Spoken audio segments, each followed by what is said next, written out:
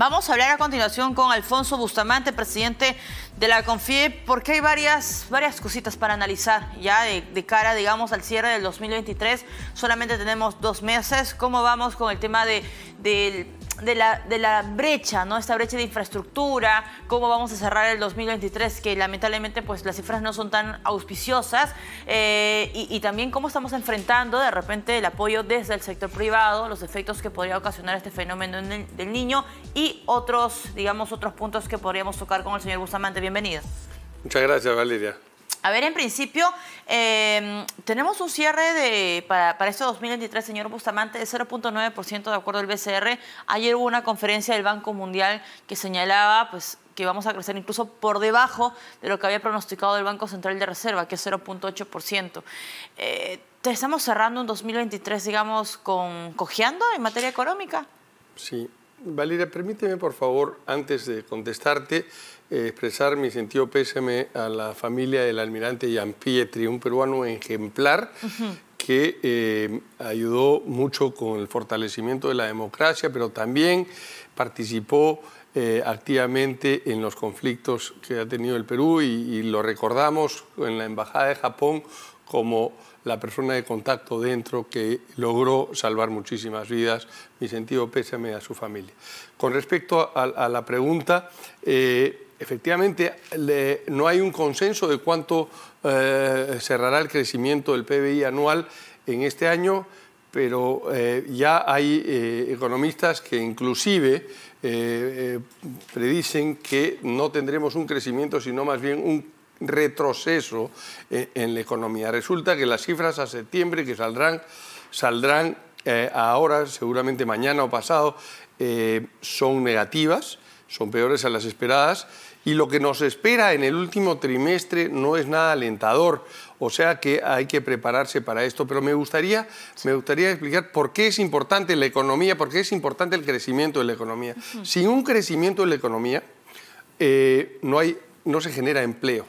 Sin generación de empleo retrocedemos en los índices de pobreza. Sí.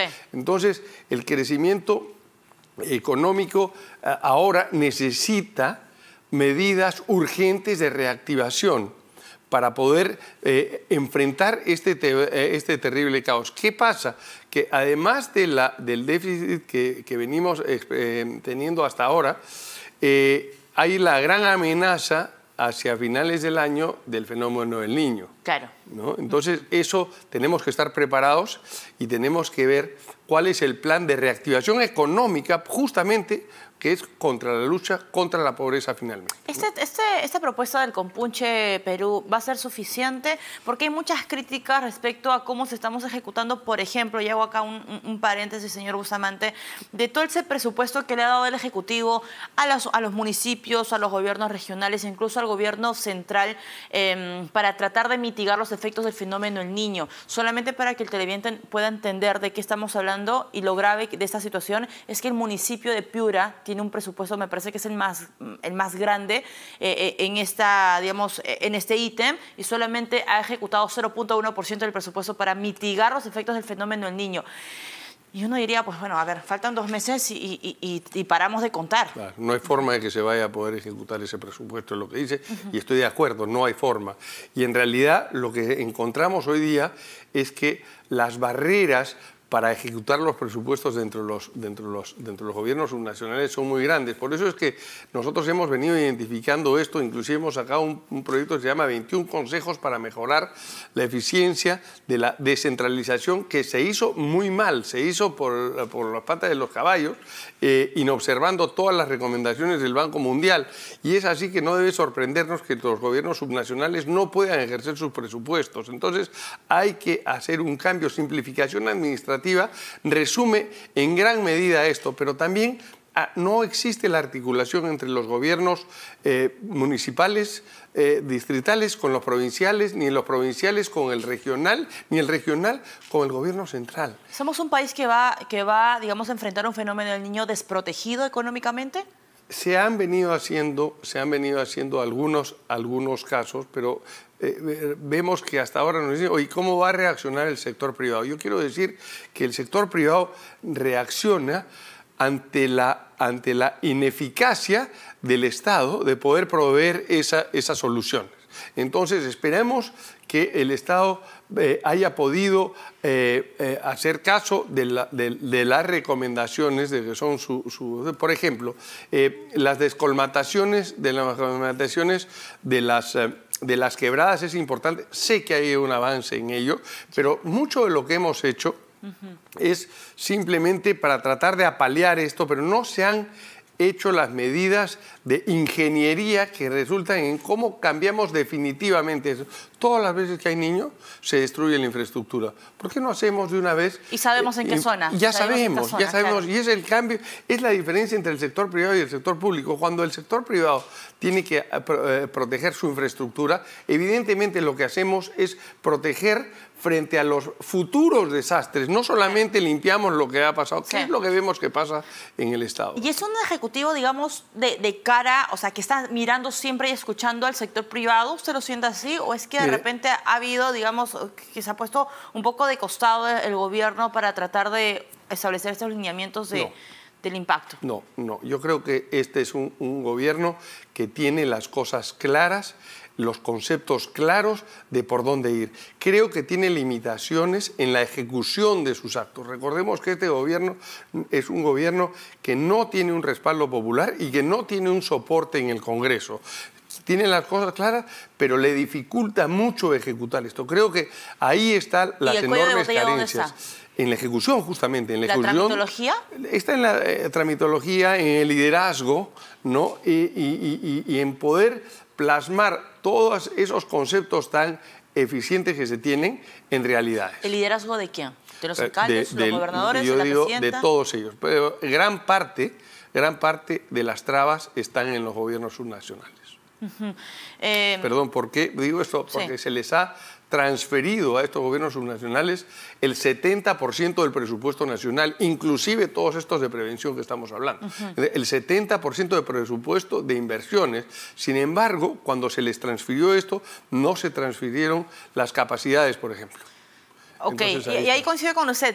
Lo curioso es que cuando también analizamos el dinero que ha ejecutado el gobierno nacional, en este caso los ministerios, Midagri ha sido la cartera que más presupuesto ha tenido, señor Bustamante, y solamente ha ejecutado 6 punto algo por ciento, o sea, menos del 10%. Entonces, sí, vemos una falta de capacidad de apresuramiento por parte de los alcaldes y gobiernos regionales, pero lamentablemente eso también se replica en los ministros, de los miembros de la cartera o del gabinete en general. Sí. Quisiera decirle cuál es nuestra propuesta, porque ya ante la inminencia del evento, nosotros tenemos una propuesta clara. El mecanismo de obras por impuestos es un mecanismo que acelera la ejecución de las obras que ya están priorizadas. Quiere decir, son los proyectos de inversión que ya tienen aprobación, ya tienen asignación de presupuesto y falta la ejecución. Encontramos que mediante el mecanismo de obras por impuestos la ejecución se acelera mucho. Entonces, desde CONFIEP estamos haciendo un llamado al sector privado en 4 pilares. El primero es la búsqueda de empresas interesadas para financiar estos proyectos mediante este mecanismo.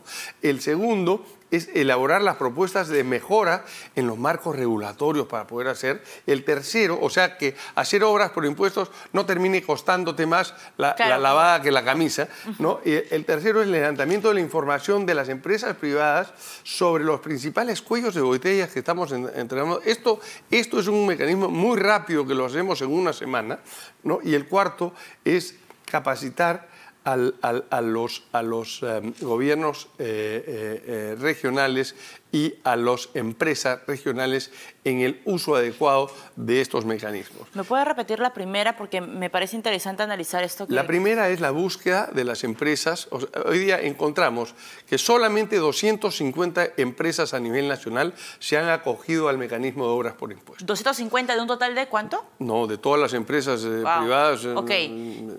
Sin importar el tamaño, estamos hablando de grandes empresas. Es que hoy día, hemos firmado, CONFIEP ha firmado un convenio con ALOCSI, que es la Asociación de Empresas que desarrollan obras por impuestos, y hemos encontrado que si bien se han hecho alrededor de 6.000 millones de soles de obras por esta modalidad, en el último año, el potencial son 18.000. 18.000 millones de soles. Entonces, realmente hay muchísimo por hacer, que tiene dos efectos.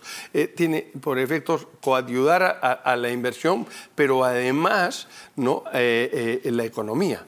Reactivar la economía en momentos donde la inversión privada se ha retraído. Quiero alejarme un poquito del evento del Niño y sí, en la urgencia de reactivar la economía, es en este evento donde vemos que hay un escenario, digamos, cero crecimiento en el año.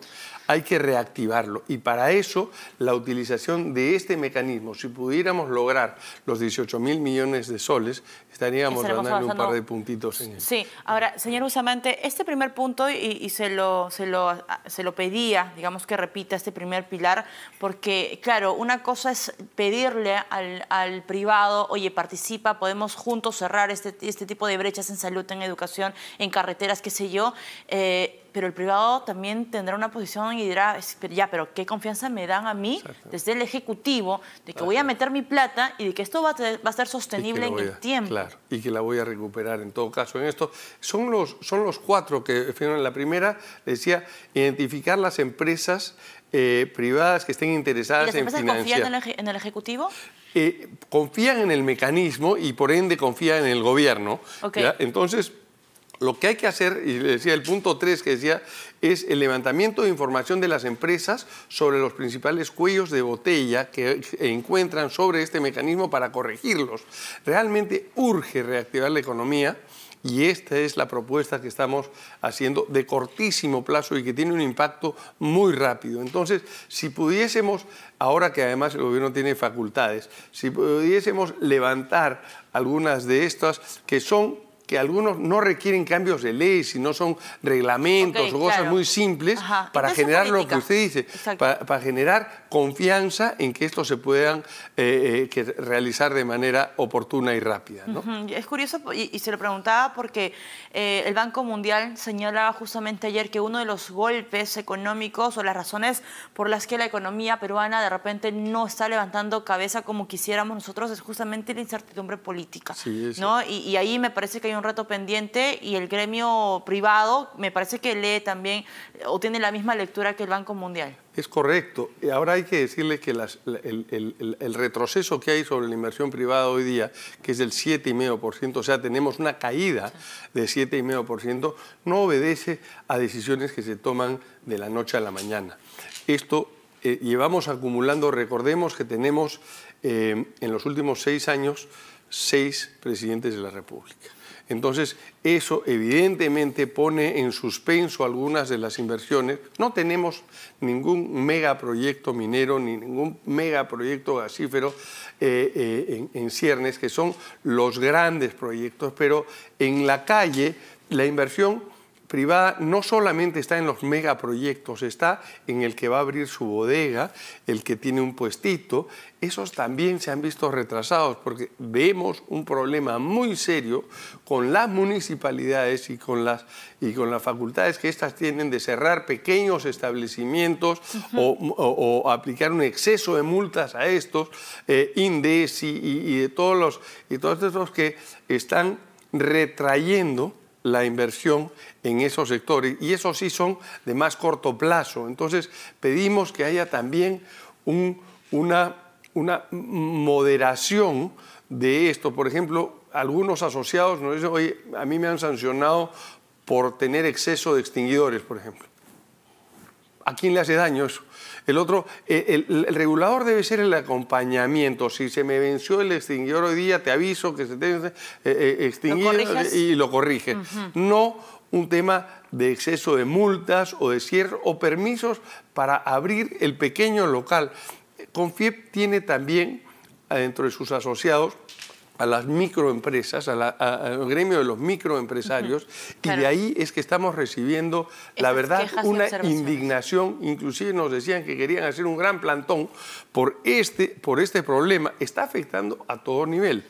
Tenemos el centro comercial más moderno del país, en La Molina, que lleva 9 meses esperando la licencia de apertura, habiendo tenido licencia de construcción, habiendo tenido licencia de vial totalidad, estas se le fueron canceladas y ahora, están sin poder abrir. Eso refleja algo. No encontramos explicación alguna para esto, ni para la de los pequeños centros que hoy día están sufriendo este flagelo. Clarísimo, señor Bustamante, le agradezco que nos haya acompañado esta tarde. Alfonso Bustamante, presidente de la CONFIEP, estuvo con nosotros.